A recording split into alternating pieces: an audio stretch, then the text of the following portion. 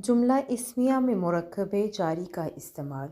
फ़ी क़ुलूबिहिम मुरक्कब जारी है जो कि कायम मुकाम ख़बर बनेगा और मरदुन मुब्तदा बनेगा। चूँकि ये ख़बर मुक़द्दम और मुब्तदा मुअख्खर है, इस वजह से मुब्तदा नकिरा इसम आ सकता है। दूसरी मिसाल में लहुम अज़ाबुन अलीमुन, लहुम जार मजरूर कायम मुकाम ख़बर बनेगा और अज़ाबुन अलीमुन मुरक्कब तौसीफ़ी की सूरत में मुब्तदा बनेगा।